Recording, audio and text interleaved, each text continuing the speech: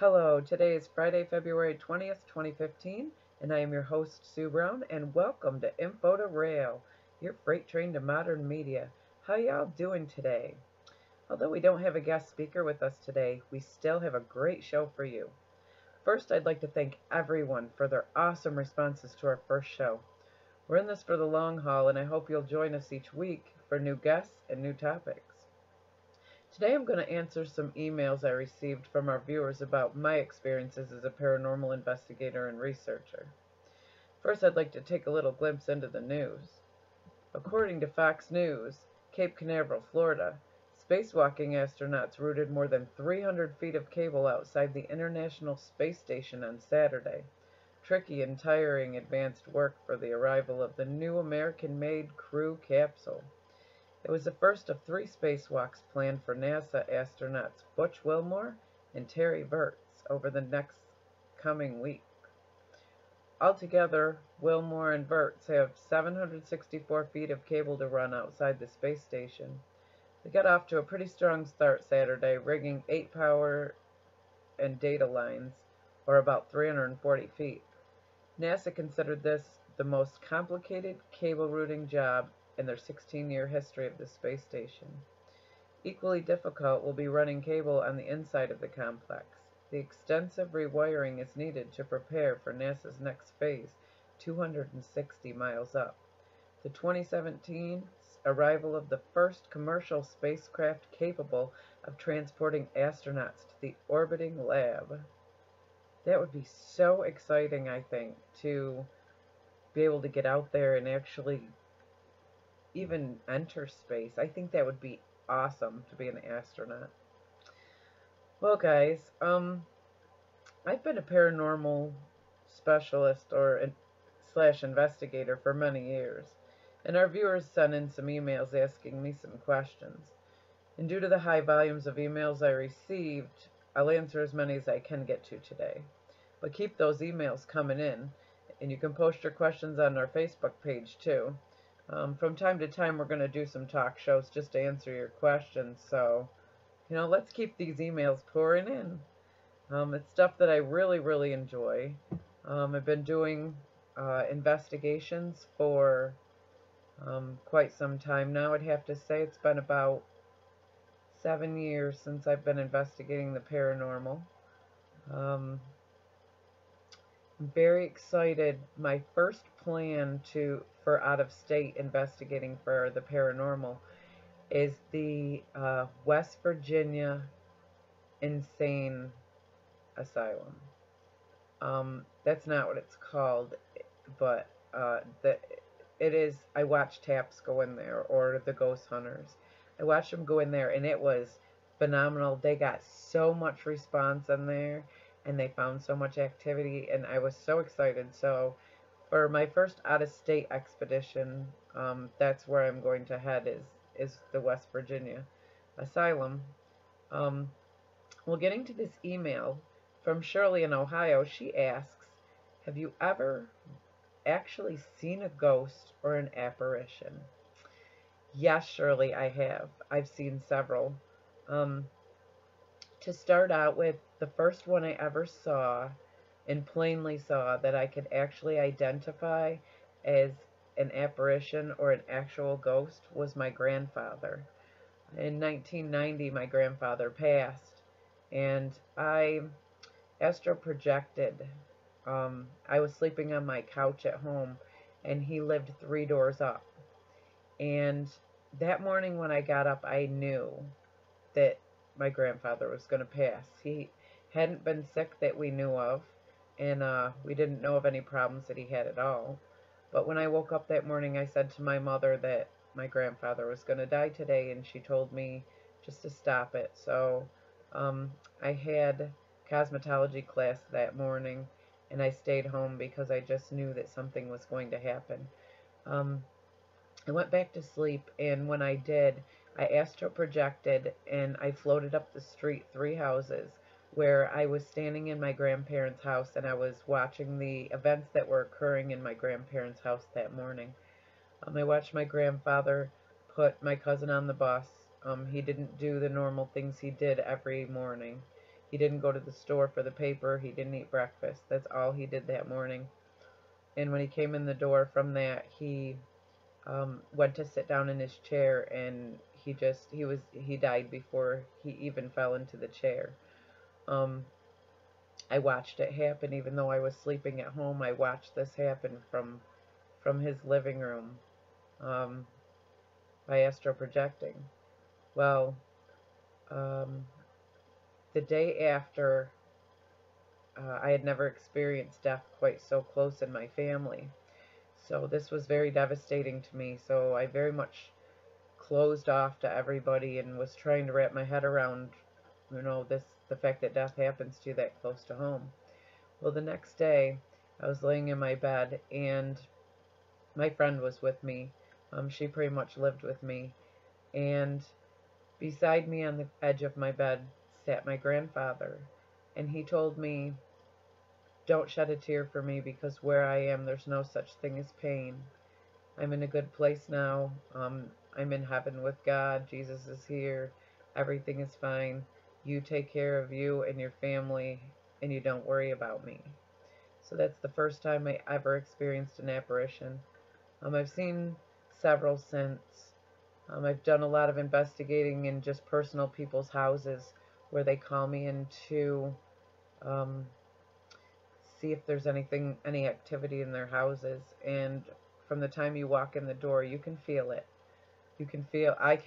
Personally, I can feel the heaviness upon myself when there is a presence in the house. So yes, I've seen several apparitions. Let's go on to the next one. From George in Missouri, he asks, "What is the scariest thing you've ever experienced?" Well, George, I can answer that one very easily. I went to a friend's house. She was having problems in her house. She lives down the street, and her son and daughter-in-law and their baby live in her house. Well, I went in there because she was having problems. The two of them were very loving towards each other. Her son was becoming very angry and aggressive, and just the baby was crying like it was being hurt throughout the night, when there was no problems like this before that. And she asked me to come in and see if I could feel any presence in there. Well, I did. I went in, and from the time I opened the front door and I walked into her house, over the actual threshold of her house, I felt like my feet were literally sinking through the floor. It was the heaviest presence I've ever felt in my life, and it was the most evil, horrible feeling I had inside. I wanted to cry. I wanted to run. It was the scariest pressure that I felt in my body. I felt like I couldn't breathe. I felt like it was just horrible. Well, as I walked through the house, and she asked me to go upstairs, I got to the bottom of the stairs, and I went to walk up the stairs, and by the middle step of the stairs, I was almost hyperventilating, sweating. I felt horrible, and I told her the top of the stairs room is where it happened, and that's their baby's room. Well, I'd never been in this house before, so I didn't know. Well, this name kept coming across in my mind, and it was Milton Tenney. And the name just kept coming across, and it just kept shouting in my head. Well, I told her that, and I said, "There's a man in this house, and the only name I can get is Milton Tenney, and he is very violent and very angry, and he's done some very, very evil things in this house to children." And I don't know where the name came from or how, but that's how it works for me. So as I got to the top of the stairs, I walked in that room, and I began to cry. It was the most sad, horrifying, evil presence of that room. And I told her that I did go in there, the son and his wife's bedroom, and the presence was not as heavy in there, but it was in the whole house. And I had told my friend that I really had to go because I couldn't handle this feeling. And when I walked out the front door, it was like somebody had taken 1,000,000 pounds off my shoulders and my chest. So I told my friend that this house really needed to be cleansed badly. So when I got home, I decided I would type in the address of my friend's house. And to my astonishment and my shock, there was murders that were reported. They couldn't be proved. They couldn't be proven at the time, but there was murders that were investigated at the time where they they thought that this man, Milton Tenney, had murdered little kids. He'd lured them in their house and he'd murdered them way back years and years ago. And it just shocked me. Well, I went back in the house and I took my incense in there and I did my cleansing ritual in that house. Well, needless to say, it's still the way it was, and she needs more help than I can give. But that was seriously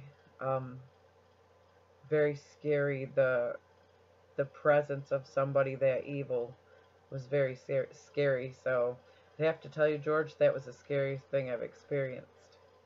So let's move on to the next one. From Kylie in Michigan, she asks, what is your belief in heaven? Do you believe in God and Jesus? Yes, Kylie, first and foremost in my life is God and Jesus.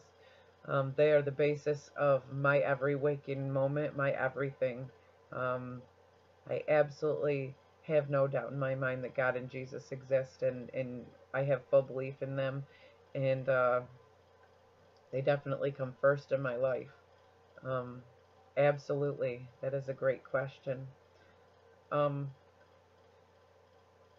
From Christy in California, she asks, how do you think spirits can be seen if they're supposed to already be in heaven?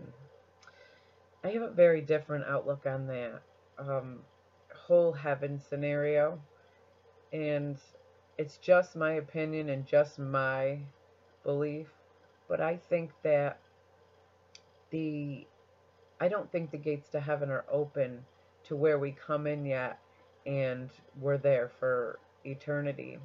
I think right now we're in a waiting station until, Christ returns, and then we'll all be allowed into heaven. That's my belief.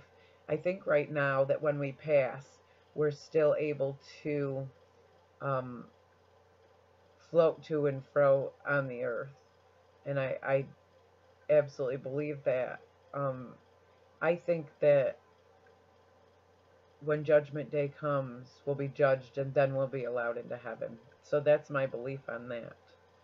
From Mark in Texas, he asks, do you think when we dream about our loved ones that have passed that they are really there talking to us? That is a fabulous question. Yes, I do. I lost my father just this past October. And when my father passed, it's crazy, but not only myself, but I have 4 girls, and my children dream of my father as well, and he talks to them very often in our dream. He talks to all of us often in our dreams, and sometimes it's just to say, hey, I'm okay, everything's fine, but sometimes there's an actual message included in what he's saying. So I think that our dreams are a place where we can connect with the ones we've passed, because they don't have physical bodies anymore. And I think that the only way that we can really connect with them on a level where we can actually see them or hear them is in a realm where our subconscious takes over. Because they don't have a human body, we don't recognize them in human form. I think the only way we would recognize them is subconsciously in a different, in a form like a dream. So that's what I believe, and that's from experience. I talk to my grandfather in my dreams. I talk to my loved ones who've passed in my dreams. and I have no doubt that I'm really talking to them, because there's specific things in a dream that you look for. A lot of dreams are silly, and they, you're doing silly things, or silly things are happening, and you're like, what is going on here? And, it's so stupid to you that you wish you actually could realize at the time, this has got to be a dream, it's stupid. But, like, I had one dream that my father had come back, and he was walking around our house, and I said, what are you doing walking around our house? You died. And he said, yeah, but I'm back and I'm absolutely fine. Look at me. I can walk. I can do everything. I don't have cancer. And he says, I'm absolutely fine. So I turned around and asked my mother, if my father's here and he's fine, whose ashes are in his urn? It's things like that that are silly little things, but at the same time, that was my father's way, I think, of conveying that where he is, he doesn't have cancer, he's not hurting, he's fully perfect like he should be. So yes, I absolutely, absolutely believe that when someone is in heaven, they can or someone is past, they can contact us in our dreams. I think that that is absolutely very true. From Mike in Texas, why can some people see spirits and others cannot? I have never seen any, but I know people who have. Well, Mike, this is something I wondered as well, but with study and research, I figured out something that makes a lot of sense that people don't think about. When we're all little children, we all have that bad person or the monster under our bed, or the bad person in the closet, the boogeyman in the closet, or, there's somebody in my room, or I saw something over there. And the first thing us as parents do is tell our children, that did not happen, you did not see that, there's no such thing as monsters, there's no such thing as ghosts, you didn't see anything, go back to bed. And I truly think, whether it is a demon or an angel or a spirit that's passed or whatever it is, I truly think and believe, because I've seen it myself as a child, but I was never shut off from it. My parents never told me it's not there and you don't know what you're talking about, there's nothing there. They just told me, well, tell it to leave you alone, you're tired. So I did. But I know from what I've witnessed that what I saw as a child was really there. And I think that when our children come to us, or us as children even, when we see these things and we know what we've seen, we're programmed by our parents. We're programmed to shut that part of our brain off and say, no, that's not possible. They don't exist. So therefore, that part of your brain is shut off so that you're not seeing these things anymore, because we're told that we can't. So I truly believe that that is why some people see spirits and some don't. Because I think some of us are, first of all, some of us are more in tune psychically or spiritually, but some of us are not made to shut that function off as children. So therefore, we can continue to see what it is we really see without being programmed to shut that part of our brain down. That is an awesome question, because I wondered that a lot myself growing up, because I saw these things and my friends, were thinking I was silly sometimes, my friends that didn't believe this stuff. But, I'm like, there's somebody over in that corner, and I saw it with my own eyes, but my friends who have already been programmed to shut this stuff off said, Sue, there's nothing there. Well, I had one friend, and she was never shut off to this stuff either. And she saw the things I saw, including my grandfather. I was at her house, and we were getting ready to go out one night. We were teenagers, and this was after her father had passed, and he had passed in the trailer that she was living in. Well, not only had she seen her father previous to this in the trailer, just in certain places, but we were getting ready, and I was in the bathroom putting on makeup and getting ready. Well, their bedroom was conjoined with the bathroom, so there was a door that connected them. Well, I was putting my makeup on in the mirror, and in the mirror I looked up and I happened to see a figure standing in the doorway. Well, I thought it was her brother. I wasn't thinking about it. And I thought it was her brother. And I said, get out of here. I'm getting my makeup on. Just don't watch me. Just get out of here. Well, I noticed that whatever this figure was didn't move. It didn't laugh. It didn't, you know, pick on me like her brother would have. And I had noticed that this figure was still there. Well, when I had looked up, I actually focused on this figure and realized that this was my friend's dad. So I started yelling to her, and she came running back to the bathroom, and she said, "What's the matter?" And I turned around and looked, and when I did, there was nothing in the doorway. But when I turned back, he was still standing there. And I said to her, "Look in the doorway, and who's standing behind us?" And she could see him plain as day, too. And when she turned around, he wasn't there as well. It was so cool. And for me, that's a rush. That was awesome. Not only was I able to see this apparition, you know, this person, I was there the night that her father had passed. But not only was I able to see her father, so was she. And it was awesome to be able to experience this with someone else who could see the things I could. I have had so many experiences, and it is so awesome. Which my next email question was from Karen in North Carolina, and she asked, "Can you share with us some of your experiences with the paranormal?" And I think that's where I'm at now. I have so many experiences that I cannot explain what it is I saw or what it is I've gone through. I know that when I moved into my grandparents' house after my grandfather had passed, if there was an argument in the house, anything that had a picture of one of the people arguing, my grandfather was not an arguing person. He didn't allow it. He didn't like it. He didn't like conflict.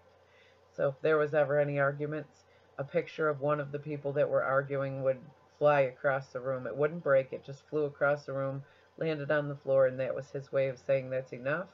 will not have the arguing in my house." We were all sitting, my children's godfather and myself and my children were all sitting in the living room, and we were watching movies, and it had to be 11:30, 11 o'clock at night. It was kind of late. And we're in the living room, which is, you had the living room, the dining room, the hallway, and then you got to the kitchen, so it was quite a distance away. Well, my one daughter had gotten up and she said that she had to use the bathroom, so she headed towards that way, and the bathroom is one hallway away from the kitchen in our old house. So she got up and she headed halfway across the dining room, which was the next room over. The faucets in the kitchen, hot and cold, both came on full force. My sprayer on the back of the sink started spraying aimlessly all over the kitchen. Water flying every place. There was not a soul in the kitchen. We were all in the living room. And my daughter freaked out. So here's my oldest daughter, who isn't afraid of anything, and she sees the things that I see as well. So she gets up boldly and says, "I'm going to go out in the kitchen and find out what's out there, why it's out there, and why it's spraying water all over the kitchen." So her and I got up and we got to the hallway, which was connected to the kitchen, and no more did we step 1 foot down in the kitchen than the sprayer fell into the sink, the water shut off, and it was done.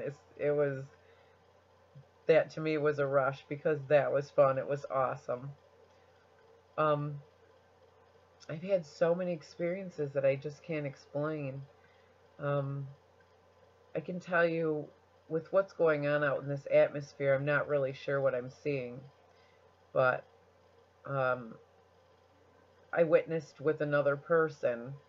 We're looking out the back window, and we both saw this little teeny tiny speck of light way off on the horizon. I mean, it was way off. And we're both like, "What is that light back there? I don't have any idea." All of a sudden, just like magic, just like somebody threw a lasso on this little tiny dot, it shot up into the sky into a full-blown full moon.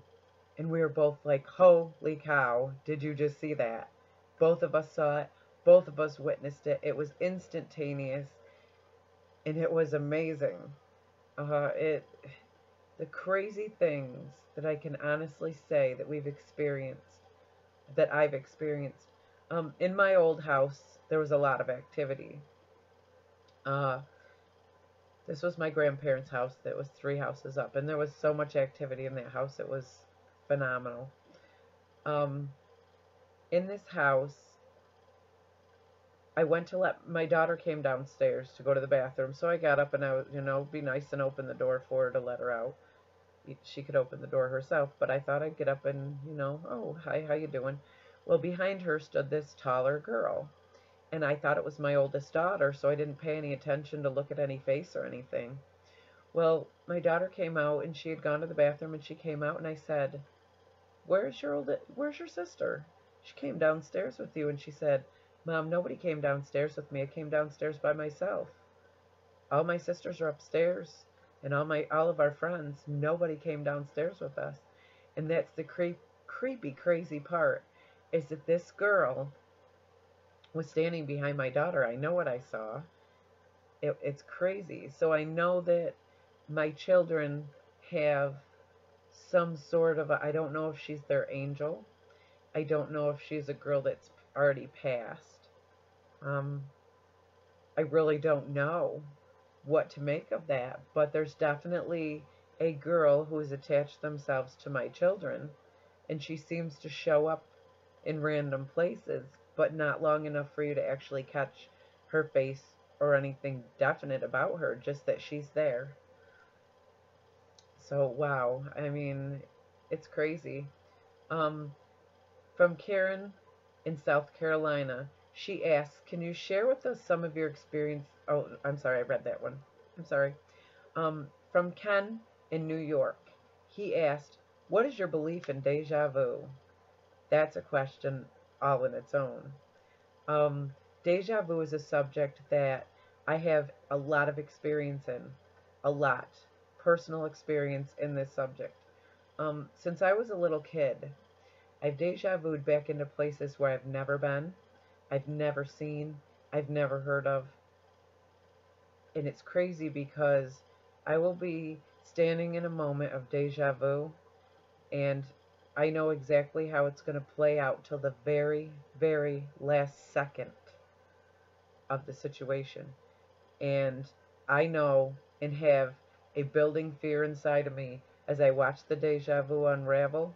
I have a very big fear inside of me and a very big, desperate need to change the course of the actions that are coming so that the end result is not as bad as I know it's going to be.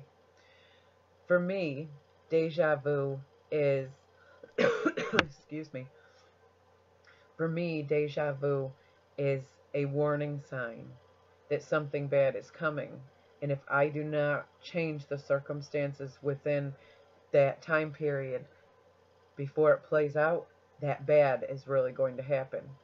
I've never had a deja vu experience that was going to end in anything good. So for me, if I have a deja vu moment, I quickly run through my mind to the end of this deja vu moment and see how it's going to end. And I quickly say, okay, this is a deja vu moment. We have to stop this in its course right now. We're going to do something different. And it's like stopping a tape and breaking that tape in half so that it can never be finished. So that's my experiences with deja vu. I've had them literally my whole life, and they are very real and they are very crazy. I want to share with you also something that's really interesting to me. I'm not sure what any of it means. I continually try to research about it to find out what it means and why I have this. Lots of times, I'd have to say, out of a year's time, 6 or 7 times out of that year, when there's stress in my life, I go to this, when I lay down and go to sleep, as soon as I start my dream state, I end up at this house. It's a long winding driveway that goes up into this big house that sits all by itself. It's just a big house. Well, when I get there, there's no grass outside. It's totally dirt outside. It's just a house that sits on the hill. So when I get there, and I've never seen this house, physically seen this house awake in my entire life, and that's the cool part. So when I get to this house, I reach in my pocket and I have a key to this house. I always say to myself, I know I'm not supposed to be here. I know that I'm not, or that this is not my house anymore, but I know that I have to be here. I put the key in the lock, I turn it, and I go into my house. My house is like literally 3 stories high, which it doesn't look like from the outside. But when you go in, it's round inside, and it's 3 stories or 4 stories high, and it has nothing but shelves all the way around most of the whole room, going all the way to the ceiling. And there's knickknacks on these shelves of every sort of thing in the whole world, and it's so cool. Um, when you walk in, it's this big round living room, and on the when you go straight, there's a double door that goes out into this big, humongous kitchen that has a big island in it, just beautiful, perfect kitchen. And then off to the right side is this round staircase that follows the wall that goes up to this line of 4 bedrooms that goes across the side wall on the right. The rest of the whole room is just nothing but floor to ceiling shelves of knickknacks. Well, while I'm in this place, I know that for some odd reason, I have this knowledge that I'm not supposed to be there. This is not my house anymore. Maybe I didn't pay my rent that month and I got kicked out. I don't know what's going on with me in my dream, except for I revisit this house at least 6 times a year. I'm back in the same house, same circumstances. I walk in the door the same way. I know I'm not supposed to be here. Put the key in, turn the key. While I'm in there, everything is as it should be, and it's just perfect. So I'm not sure why I dream of this house. I don't know if it's a past life thing. Excuse me. I'm really not sure, but it's the most fascinating thing that I've ever dreamed. It is so cool because whenever I'm stressed in my natural life, in my awake life, it seems that that's the only place that I can go where I can find peace, in a place where I know I'm not supposed to be, but at the same time I know I have to be. So I'm telling you, I've experienced a lot of things in my life, guys, and I continue daily to experience more things. And I love to be able to come to you guys. I've done tarot readings since I was young. In all my times of doing tarot readings, I've never been told once that I wasn't spot on. I'm not bragging, just saying that I have this gift. I enjoy my gift. But I've grown above, I've actually grown to the point with my tarot cards, they don't need tarot cards anymore, to actually be able to just know sometimes what's going to happen. I have friends that come to me and they say, Sue, this is going on in my life. Will you do a reading for me? Tell me what's going to happen. And I really don't even have to touch my cards. It's like a movie that plays in my head and says, this is what's going to happen. Here's your outcome. If you change this to this, then your outcome's going to be this. But if you don't, then this is the outcome. I don't see death. I don't see when somebody's going to go, exact times, exact dates, anything like that. But if it's something that's going to end bad, I can tell you it's going to come soon, or I don't see anything coming soon. So these are gifts that I've had from a child. I really want to thank you guys. It's all we have time for today. But I really want to thank you guys for taking the time to spend, hearing a little bit about the paranormal I've experienced. We have shows coming up for you soon where we're actually going to go. We have a Palmyra show coming up. We have 4 of them actually, because we have 4 haunted places in Palmyra. And we're going to go to those places and we're going to see what kind of activity we can actually see ourselves. Can we pick up what we can pick up on EVP and what we can pick up on our infrared and our night vision. So we're going to see what kind of paranormal we can come across there, and we're going to bring our footage and our experience live to you through this site. Also, we have a couple other places we have booked on down the line here that we're actually going to go to and investigate. We're going to do a paranormal investigation. We're going to bring to you our facts. We're going to show you the little bit of footage we took. We're going to be totally honest with you, whether we found anything or we didn't. But we're also going to interview the people that work there that actually have experienced the phenomenon and get their stories on what they have experienced. Well, that's all we got time for today, guys. We post our shows, and if you want to know more about our guests and upcoming shows, just visit us at Info2Rail webpage. All you got to do is Google Info2Rail and click on our Google Sites page. Thank you all so much for joining us here at Info2Rail. We hope to see you here each week. May God bless you, keep you, and may His face shine upon you in these uncertain times. See you soon.